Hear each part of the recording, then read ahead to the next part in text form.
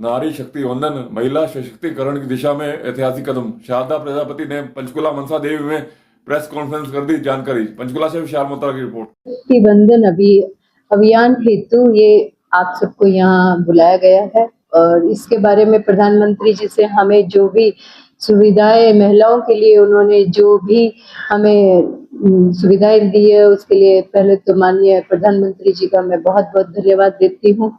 आप सबका अभिनंदन वंदन। इसके लिए हमने कुछ जो इस अभियान हेतु जो भी सारा फायदा मिला ही है। ये जितने भी हमें gas connection, Ujjwala gas connection मिली है, घर जो आवास प्रधानमंत्री आवास योजना के तहत महिलाओं को घर की सुविधाएं मिली है, घर के नाम महिलाओं के नाम पे हो रहे हैं। दूसरी बात ये जो शौचालय बने हैं और जहां आरक्षित सीटें होगी वहां महिलाओं की भागीदारी बढ़ेगी। तो उसी का ये सारा विवरण है कि महिलाएं किस तरह से काम कर सकेगी, अपना प्रतिनिधित्व समाज के सामने ला सकेगी। ये इस आरक्षण के तहत ही हमें ये मौका मिलेगा। महिला आज जो आपने प्रेस कॉन्फ्रेंस की है ये सब बताया, तो क्या इसके मुख्य उद्देश्य क्या इसका कारण क्या? इसका उद्देश्य यही है कि एक तो जो योजनाएं प्रधानमंत्री जी ने लागू की है उस योजना को जन जन जो हमारी नारी शक्ति है वो जाने, इसका लाभ मिले और इस योजनाओं से वो अपना उसका लाभ उठा सके। इस योजना का यही वो है। सशक्त महिलाएं सशक्त समाज नारी शक्ति वंदन अधिनियम 2023 में पारित एक संवैधानिक संशोधन जो लोकसभा, राज्यसभा, विधानसभा और में महिलाओं के लिए 1/3 सीटों का आरक्षण सुनिश्चित करता है। ये केवल भारत के महिलाओं के लिए ही नहीं है बल्कि पूरे भारत के लिए एक ऐतिहासिक मील का पत्थर है। महिलाओं की राजनीतिक सशक्तिकरण का मुद्दा केवल समानता या प्रतिनिधित्व तक सीमित नहीं है। इसका मूल प्रश्न ये है कि किस प्रकार का समाज हम बनाना चाहते हैं और इसका प्रमाण स्पष्ट है कि जब महिलाएं नेतृत्व करती है तो सभी को लाभ मिलता है। जैसे वैश्विक शोध लगातार ये दिखाते हैं कि जब अधिक महिलाएं कार्यबल में शामिल होती है तो क्या उसमें परिणाम देखने को मिलता है। जैसे अर्थव्यवस्था है तेजी से बढ़ती है, इसकी आय में समानता और समावेशी विकास को बढ़ावा मिलता है। यदि लैंगिक अंतर को कम किया जाए तो वैश्विक अर्थव्यवस्था में लगभग $7 ट्रिलियन की वृद्धि हो सकती है। महिलाओं की शिक्षा बढ़ने से टिकाऊ और समावेशी विकास को भी बल मिलेगा। जिन कंपनियों में उच्च पदों पर अधिक महिलाएं होती है उनका प्रदर्शन हमेशा बेहतर होता है। भारत में पिछले दशक में कई महत्वपूर्ण बदलाव हुए हैं। जैसे 72% घर महिलाओं के नाम पर प्रधानमंत्री आवास योजना के तहत 43% स्टेम ग्रेजुएटी महिलाओं को, मुद्रा योजना के 69% ऋण महिलाओं को मिला। स्टैंड अप इंडिया के 84% लाभार्थी महिलाएं। सरकारी योजनाएं जिन्होंने महिलाओं की जीवन की गुणवत्ता को सुधार किया है। उज्ज्वला योजना 10 करोड़ LPG कनेक्शन महिलाओं के लिए। जल जीवन मिशन 14 करोड़ 45 लाख घरों में पानी। स्वच्छ भारत मिशन खुले में शौच से मुक्ति मिली। वित्त और स्वास्थ्य सशक्तिकरण में महिला समान बचत प्रमाण पत्र। मातृ मृत्यु दर में कमी आई। मातृत्व अवकाश 26 सप्ताह तक का किया। राजनीतिक भागीदारी में महिलाओं की लोकसभा में महिलाओं की संख्या में वृद्धि हुई। पंचायतों में 46% महिलाएं प्रतिनिधित्व करती दिखाई दे रही है। शासन में महिलाएं भारत के लोकतंत्र का अगला कदम। आज भारत में हर चुनाव में महिलाएं बड़ी संख्या में मतदान केंद्रों में लाइनों पे खड़ी दिखाई देती है और वोट डालती है। हाल के चुनाव में कई जगह महिलाओं की संख्या पुरुषों से भी ज्यादा दिखाई दी। ये महत्वपूर्ण बदलाव दिखाते हैं कि महिलाएं लोकतंत्र के किनारे नहीं बल्कि केंद्र में स्थित है। 2024 तक भारत में कुल मतदाताओं के लगभग 48.62% महिलाएं यानी 47 करोड़ से ज्यादा पुरुषों से और महिलाओं के बीच का अंतर भी कम हो रहा है। 2024 में यही आंकड़ा 65.78% महिलाओं ने वोट डाला, जो पुरुषों से थोड़ा ज्यादा है। और विधानसभाओं को देखते हैं तो वह महिलाओं की संख्या अभी भी कम है। लेकिन जब संसद और विधानसभाओं को देखते हैं वहां महिलाओं की संख्या अभी भी कम है। लोकसभा में 1952 में 22 महिलाएं थी, जो 2024 में बढ़कर 75 हो गई है। राज्यसभा में भी महिलाओं की भागीदारी लगभग 17% है। ये प्रगति तो है, लेकिन एक आदर्श स्थिति से दूर है। गांव में हमने देखा कि जब महिलाओं को मौका मिलता है तो अच्छा काम करती है, अच्छा प्रदर्शन करती है। पंचायत राज्य संस्थाओं में आज लगभग 14.5 लाख महिलाएं चुनी गई है, जो कुल प्रतिनिधित्व का लगभग 46% है। इन गांव में छोटे छोटे लेकिन बहुत महत्वपूर्ण बदलाव देखे गए हैं, जैसे पानी की सुविधाएं, स्कूल की मरम्मत, साफ सफाई, पोषण, स्वास्थ्य पर ध्यान। ये बदलाव लोगों की रोजमर्रा की जिंदगी को बेहतर बनाते हैं। इससे ये सीख मिली है कि जब महिलाओं को मौका मिलता है तो वो सिर्फ पद नहीं संभालती, बल्कि शासन को भी मजबूत बनाती है। इसी को ध्यान में रखते हुए नारी शक्ति वंदन अधिनियम महत्वपूर्ण है।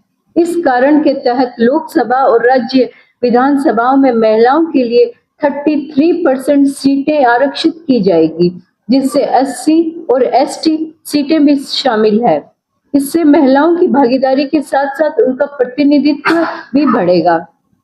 कुछ लोग पूछ सकते हैं जैसे कि महिलाओं की भागीदारी पहले से बढ़ रही है, तो ये कानून बनाने की क्यों जरूरत है? तो इसका जवाब यही है कि भागीदारी और प्रतिनिधित्व हमेशा एक साथ नहीं चलते हैं। इसलिए कभी कभी नीति के माध्यम से संतुलन बनाना जरूरी हो जाता है। आज की महिलाएं सिर्फ मतदाता नहीं है, वे छात्र, प्रोफेशनल, उद्यमी और अधिकारी भी है। वे हर क्षेत्र में योगदान दे रही है, इसलिए शासन में उनकी भागीदारी भी जरूरी है। इस बदलाव को लागू करने में समय और योजना लगेगी, लेकिन दिशा सही होनी चाहिए। अंत में लोकतंत्र सिर्फ वोट देने का अधिकार नहीं है, बल्कि ये भी जरूरी है कि लोग स्वयं को शासन में प्रतिनिधित्व होता देखें। जब लोगों को लगता है कि उनकी आवाज सुनी जा रही है, तो लोकतंत्र और भी मजबूत होगा। भारत ने भागीदारी बढ़ा ली है, अब अगला कदम है प्रतिनिधित्व को बढ़ाने का। महिला नेतृत्व वाले भारत का अगला अध्याय है। भारत ने हमेशा महिलाओं को अपनी शक्ति के रूप में देखा है। अब नारी शक्ति वंदन अधिनियम 2023 के माध्यम से इस विश्वास को कानून का रूप दिया गया है। ये कानून लोकसभा और राज्यसभा विधानसभाओं में 1/3 सीटें महिलाओं के लिए आरक्षित करता है। ये केवल आरक्षण नहीं है, बल्कि एक आवश्यक सुधार है। भारत एक आज महत्वपूर्ण मोड़ पर है। अर्थव्यवस्था में वृद्धि हो रही है, इंफ्रास्ट्रक्चर हमारा मजबूत हो रहा है, लेकिन आधी आबादी को निर्णय प्रक्रिया में शामिल किए बिना ये विकास अधूरा ही रहेगा। पंचायत राज में महिलाओं की भागीदारी से ये स्पष्ट हुआ है, जैसे पानी, स्वास्थ्य, शिक्षा पर खर्चा बढ़ता है, नीतियों में बदलाव आता है, जवाबदेही मजबूत होती है। पिछले दशक से हम तुलना करें, 32 करोड़ महिलाओं के बैंक खाते खुले हैं। मुद्रा योजना में 68% ऋण महिलाओं को मिला है। 10 करोड़ महिलाएं स्वयं सहायता समूहों से जुड़ी है। स्वास्थ्य और जीवन का स्तर भी सुधरा है, जैसे मृत्यु दर में कमी आई है। उज्ज्वला योजना के गैस कनेक्शन, जल जीवन मिशन से घर घर में पानी पहुंचना, शिक्षा में जैसे लड़कियों के नामांकन बढ़े हैं। PhD में महिलाएं अपना भागीदारी बढ़ा रही है। निष्कर्ष, नारी शक्ति वंदन अधिनियम महिलाओं के सशक्तिकरण की दिशा में एक महत्वपूर्ण कदम है। यह भारत को अधिक समावेशी और मजबूत बनाएगा। नारी शक्ति वंदन अधिनियम एक नए युग की दस्तक है। भारत के लोकतांत्रिक इतिहास में नारी शक्ति वंदन अधिनियम 2023 एक युगांतकारी कदम के रूप में सामने आया है। लोकसभा और राज्य विधानसभाओं में महिलाओं के लिए 1/3 आरक्षण का ये प्रावधान केवल प्रतिनिधित्व बढ़ाने तक ही सीमित नहीं है, बल्कि नीति निर्माण को अधिक समावेशी, संवेदनशील और प्रभावी बनाने की दिशा में एक ठोस कदम है। समाज शीघ्र और प्रभावी इम्प्लीमेशन महिलाओं को नीति की लाभार्थी से नीति की निर्माता बनाने का मार्ग प्रशस्त करेगा और यही विकसित भारत के निर्माण की आधारशिला रहेगी। इस अधिनियम के लागू होने का सबसे बड़ा लाभ ये है कि शासन की प्राथमिकताओं में व्यापक बदलाव देखने को मिलेगा। जब निर्णय प्रक्रिया में महिलाओं की भागीदारी बढ़ती है तो शिक्षा, स्वास्थ्य, पोषण, सुरक्षा, जल और स्वच्छता जैसे विषय अधिक प्राथमिकता के साथ सामने आते हैं।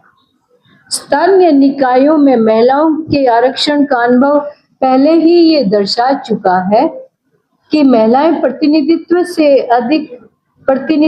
से नीतियां अधिक जन केंद्रित प्रभावी बनती है। अब ये प्रभाव संसद और विधानसभाओं के स्तर पर दिखाई देगा, जिससे विकास की दिशा अधिक संतुलित और समावेशी होगी। इस परिवर्तन के पृष्ठभूमि पिछले एक दशक में तैयार की गई है।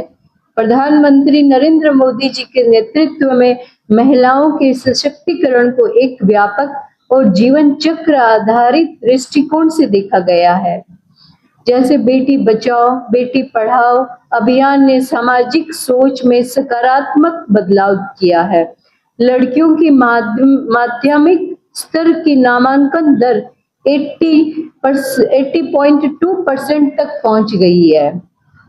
सुकन्या समृद्धि योजना के तहत 4.6 करोड़ से अधिक खाते खोले गए हैं, जो बेटियों के भविष्य को आर्थिक सुरक्षा प्रदान करते हैं। उच्च शिक्षा और तकनीकी क्षेत्रों में महिलाओं की भागीदारी में लगातार वृद्धि इस बदलाव की स्पष्ट तस्वीर प्रस्तुत करती है। स्वास्थ्य और पोषण के क्षेत्र में भी उल्लेखनीय प्रगति हुई है। जैसे प्रधानमंत्री मातृ वंदना योजना के माध्यम से 4.27 करोड़ से अधिक महिलाओं को पोषण सहायता प्राप्त हुई है। अगर सब आपको ये चीजें तो जो है ये सारी चीजों